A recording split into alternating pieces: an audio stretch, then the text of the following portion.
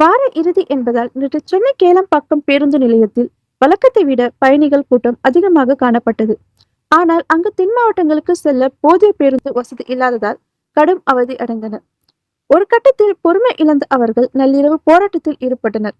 அதன் பின்பும் பேருந்துகள் இல்லாததால் இரவில் பேருந்து நிலையத்திலேயே தூங்கும் நிலைக்கு தள்ளப்பட்டனர்.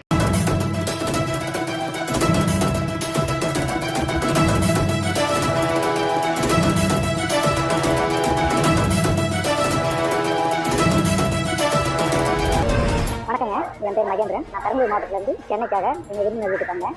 திரும்பி இன்றைக்கி போகலான்ட்டு ஒரு 10 மணிக்கு இந்த கேளாம்பாக்கன்ற பஸ் நிலைக்கு வந்தேன். இப்போ மணி 3:15. இது வரலும் வந்து திருச்சிக்கு கிட்டத்தட்ட ஒரு 25 பஸ் தான் போயிருக்கேன். ஆனால் இங்கே இருக்கிற மக்களுக்கு ஒரு தொகை என்னென்னா ஒரு 5000 பேராவது இருந்திருப்பாங்க. அதில் வந்து போலீஸ்லாம் வந்து எங்களை மிரட்டி ஓடி போய் ஏறிக்கோ, முடிஞ்சால் ஏறிக்கோ, இந்த மாதிரி சொல்லிவிட்டு அவங்க ஒரு வண்டி போலீஸ் இறக்கி விட்டு போயிருக்காங்க. எங்களால் இப்போ 3:15 மேலே நாங்கள் எப்போ இன்னும் பஸ் கிடையாது. நான் நின்று தான் பேசிகிட்டு இருக்கிறேன். ஆனால் வந்து இவங்க மாநாடு நடத்தினா 4000 பஸ் விடுவாங்க. ஆனால் இங்கே மக்கள் வந்து இன்னைய பிரச்சனை இல்லை, இன்னும் தொடங்கின 3 மாதத்துலேருந்தே இந்த பிரச்சனை இருக்குது. ஆனால் இது வரலும் என்ன ஆக்ஷன் எடுக்கிறாங்கன்னு தெரியல. ஆனால் பஸ் விடுறேன். இப்போ சமீபத்தில் கூட என்ன சொல்கிறாங்கன்னா 300 பஸ் விட்டேன்றாங்க. அந்த 300 பஸ் சத்தியமாக எங்கே ஓடுனே தெரியல. நான் படிப்பறிவு இல்லாத நாட்டில் கூட நல்லா இருக்குது.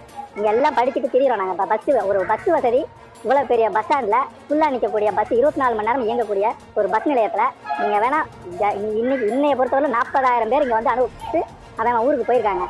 இன்னும் எத்தனை நாள் ஆகும்னு எங்களுக்கு தெரியல. இந்த நிலமை சீக்கிரம் சரியானா எங்களுக்கு நல்லா இருக்கும்.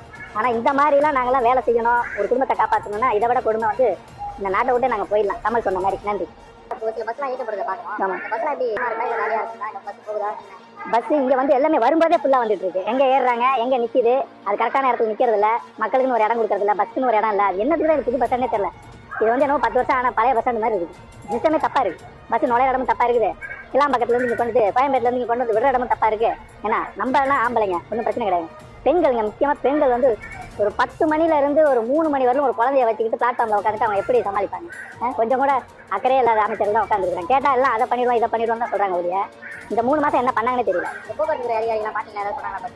போக்குவரத்து துறை அதிகாரிலாம் என்ன சொல்கிறாங்கன்னா எங்களுக்கு தெரியாதுப்பா, வண்டி கொடுக்குறோம்ப்பா, வண்டி வந்தாதான்ப்பா, வழியில் ஆக்சிடென்ட்ப்பா, இதுதான் சொல்கிறாங்களே. ஒழிய எத்தனை மணிக்கு பஸ் வரும், எத்தனை பஸ் வரும் அப்படின்ற தகவலே கிடையாது. முடிஞ்சால் ஏறிக்கோன்றாங்க.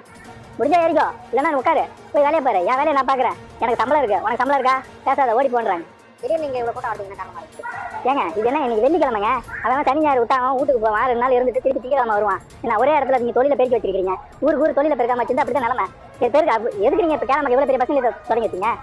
ஒரு மக்கள் வரங்கிறதுனால தான் நீங்கள் இவ்வளோ பெரிய பஸ் தொடங்கி வச்சிங்க. அப்போ அதுக்கான பஸ் எங்க? அதாவது இது